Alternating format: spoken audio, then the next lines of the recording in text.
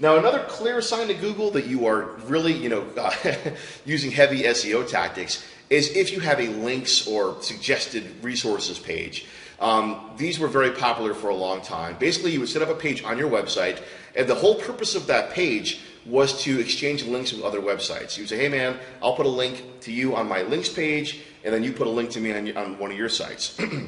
So when you have one of these pages, and oftentimes these links pages would be linking out to tons of totally unrelated websites. Like all you wanted was the link. So if you had a site on how to train your dog, and some car dealership website would give you a link, you'd take it because it was still a link, right? Well, now Google is really looking at relevancy a lot more closely. So get rid of the links page, get rid of any of this stuff, and really think in terms of relevance when you accept links and when you give links. Okay, the best link coming to you now is coming from a reputable site that is in your niche, that is related to you. Now, link velocity. This is big also. Link velocity means the rate, the speed at which you build links to your site. Link velocity should look natural because with a real website that is not using SEO techniques, they're going to basically grow their link profile and build links at the same kind of steady, consistent rate. So when you go on Fiverr.com and you pay $5 and you pay somebody to give you 5,000 backlinks in an hour, or when you run Scrapebox or SENuke or use these other tools to get thousands of backlinks, that creates a spike in your backlink profile. Maybe your site was only getting 3 or 4 links per week naturally, but then boom, all of a sudden you get thousands of links in a very short amount of time. Now that is an example of bad link velocity, and Google will see that. It looks totally unnatural. They know you're up to something, and they will penalize you. Now there are exceptions. I mean, if you have a site that is a news site and you have a breaking story, and you get tons of traffic, because of this incredible news you're releasing, and you get tons of links, well, that's okay. That's a natural example of high link velocity. Or if you have a viral video, your video you make goes viral. It's all over the internet. It's getting millions of views. You're getting millions of links. But Google can tell. Google can tell the difference between a sort of a link velocity that is unnatural, that is being manipulated, that's the result of SEO, and a piece of content that has massive link velocity for a reason. Google can tell the difference, and so they are a lot more clever than you might think. Link velocity should be consistent and natural, all right? Now, one way to check this is to use either the one I recommended earlier, Ahrefs, or to use Majestic SEO. They will actually show you a graph of your site link profile and how it has grown over time. And it can be steadily increasing. That's natural for a site as it grows and improves and gains popularity. But what you don't want are those giant jagged spikes, which are a sign that you are using black hat tools really to massively increase your links in too short a period of time. Now also, ads above the fold. This one can get you hit too. When you land on your website, what you see before you scroll down is considered above the fold, all right? It's what you see immediately upon landing. Now, the majority of the content on your page above the fold should be information, all right? It should not be ads. I know it's tempting, but you really can't be jamming all kinds of banner ads in that above the fold space. You should have, I would say, at least 50% of that space should be pure good content. I've removed a lot of banner ads from my sites for this reason. Banners oftentimes get very low click-through rates anyway, so don't screw your website and piss off Google just for the sake of running an extra banner that may not even make you any money, So watch your banners. Also, if you have affiliate links in your banners, like I use ClickBank a lot and I have banners for ClickBank products, you want to disguise those links. What you do is you can install a really simple free plugin called Simple 301 Redirects. There's a bunch of these plugins for redirects, and basically what it allows you to do is it allows you to disguise or to cloak your affiliate link. So instead of having that long, ugly link with ClickBank in it, which is such an obvious sign that you're trying to sell stuff and promote products, instead that link will lead to a page on your site, and then that site will route the user to the offer, to the ClickBank product. So make sure to disguise your affiliate links, and also be wary that Google may not be able to tell whether it's a picture or a banner. So in my case, what I was doing with some of my sites, I would have a banner up top in the header, I'd have a banner in the right sidebar, and then I would lead off my article with a big photo. That's a mistake because Google may see that photo as a banner or as a form of some kind of advertising. So now I always start off my articles with text, preferably with some bullet points in there too that will compel the reader to keep going. And so above the fold, I keep it really heavy on content. And I try to limit the graphics, whether it's banners, whether it's images in the article. I try to keep a lot of text up there, all right? Now, another problem may be that you have a lot of broken links or crawl errors. Now, below this video, I'm showing you right now some URLs of some really awesome free services that you can use to go through your site and to get it quickly analyzed. And you can see the kinds of errors that you are not detecting in terms of broken links, in terms of links that don't work on your site, in terms of pages that no longer exist or have problems, and you can also see all of the errors and problems that Google is encountering when it crawls your site. So in my case, I had one of my money sites. I was doing a lot of SEO on it, and it wasn't making really any progress. In fact, it kept slipping down in the rankings, and I couldn't figure out why. And what I came to realize when I used the tool, which is being shown below the video, when I used that validator tool, I discovered, to my shock, that I had hundreds of crawl errors. There were hundreds of bad links and problems and pages that weren't going to the right, links that weren't pointing to the right place and so forth.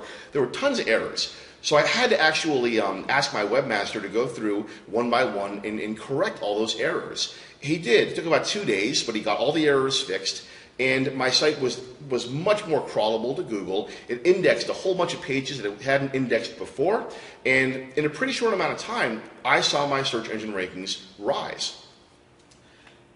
Now, as far as reconsideration requests, elsewhere in the Google Resurrection course, we talked about how to submit a reconsideration request if your site was hit by Google Panda. And what this basically means is by using your Webmaster Tools account, you can submit an actual, request to Google to say, please review my site. I have fixed up the problems. I'm no longer using any questionable SEO tactics. Please give me another look, and maybe you can restore my rankings, basically. And we explained in great detail the right way and the wrong way to do this, because you got to be really delicate with these requests. But with Penguin, if you were hit by Penguin, don't even bother to submit one of these requests. It will not go anywhere. It will not help you. Panda, a lot of cases, penalized sites due to a manual review. Like an actual Google employee or somebody affiliated with Google looked at the sites and imposed penalties. But Penguin is totally automated. It's just an algorithm. And frankly, it seems to be a pretty flawed algorithm because if you go on the Google Webmaster forums, you'll see just hundreds of complaints and sob stories and people who are just really pissed off because they had legitimate high-quality websites they'd been building up for years that were very authoritative in their niche. And then Penguin came along and just destroyed all their rankings and wiped out all their traffic. And these people were like, why? Like, why are there low-quality, spammy sites now ranking ahead of me? And I'm buried on page 8, So Penguin has some definite kinks it needs to work out, all right? But what I'm saying is that reconsideration requests will not do you any good, so don't bother. Now, also, Matt Cutts, the head of Google's web spam team, he even put out this form that you could fill out if you wanted to complain about Penguin or submit your thoughts on Penguin. Don't go near this thing. Don't have any communication with Google about this. All you're doing is bringing more attention to yourself. Don't try to confess your sins, Again, when we updated this course to discuss Penguin, I also included in the Google Resurrection book a section about this warning that Google sent out. Google sent out a warning to over 700,000 websites, and this email appeared in your Google Webmaster Tools account. And what it said basically was that Google has detected unnatural links pointing to your site. It was this really mysterious, murky warning that kind of implied, we're watching you, we know you're using SEO. And it didn't tell you, where the bad links were. It didn't tell you where your unnatural links were, so you couldn't do anything about it, really. It was just meant to scare you. And I think, really, it was just a scare tactic. Google kind of putting us on notice and saying, look, you SEO guys think you're clever. Well, we're more clever. We know what you're up to, and knock it off. Because again, Google wants to pretty much stop all this SEO stuff as much as possible. So if you receive one of those unnatural link warnings, ignore it. Just focus on building good links from now on to dilute your unnatural ones. Don't even worry about trying to go out and take down links, because you have no idea what links they're referring to. If your site has been around for a while, you've probably got thousands of links you don't even know where. So just forget that whole warning. It's really kind of useless, and don't bother to submit a reconsideration request. If you were hurt by Penguin, if your traffic and rankings got hurt, then you've got to follow the action steps that I'm explaining to you. You want to dilute your bad links and your problems by creating good content, good new content, and then good new links. High quality links that ideally are on relevant websites. All right, do that and you will counteract the problems that Penguin detected. But don't worry about trying to take down bad links or do any of that stuff. It's a waste of your time. Now, let's talk about stickiness. Now, one of the main metrics that Google now uses to evaluate your website and figure out whether you're high quality or not is how long your users are staying on your website and your bounce rate. And the bounce rate is a metric that Google uses that basically means the percentage of people that land on your site and quickly bounce back to the search results to keep looking versus the people who land on your website and stay and end up clicking one of the links on your site, like one of your other articles, to keep reading. So the lower your bounce rate, that means, the more, obviously the more quality you're offering, because your users are staying on your site. They're not bouncing back to the Google search box to keep looking. So you want to do whatever you can to increase your stickiness. You want to give your users as many reasons as possible to hang around. Now, adding social media is a great idea. You want to have those widgets on your site if you're using WordPress that encourage people to to share it on Facebook or to tweet it or to bookmark it. All this stuff takes time for people to do. It keeps them on your site, keeps them engaged. And also, you're getting those backlinks from those social media sites. Those are very powerful signals to Google that people are essentially voting for you. They like your content. They're sharing it. This is very important stuff nowadays. So integrate social media as much as possible, and however you can, encourage your users to give you a like or to tweet about you. Also, believe it or not, even the smallest factors can increase your stickiness. I kept looking at my bounce rate for one of my sites. It had gotten really high, and my rankings had been suffering lately. I actually bumped up the size of my font from 9-point to 12-point. And 12-point is generally kind of bigger than I'd want. Aesthetically, I don't really like 12-point font on my site because it looks kind of too big, but it makes my site much more readable. I have these really long, informative articles, and it actually helped to increase my stickiness. The average amount of time my users spent on my site actually went up quite a bit because I changed the font to make it bigger and more readable. The same goes for paragraphs. You don't want to have big, long chunks of uninterrupted text. You want to break it up into small paragraphs, maybe like 2, 3, or 4 sentences per paragraph and no more. This makes your website have a better flow to it, and it just makes it more enjoyable to read, and it's easier for people to process the information. And again, all this stuff over time will improve your stickiness. It will increase the amount of time they spend on your site, and it will help to lower your bounce rate too. So those were some of the tips to get you started with penguin-proofing your site for the future, or taking action so that you can recover your rankings. Now, the Google algorithm refreshes around every 30 days. So if you make these changes, don't expect to see results right away. Be patient.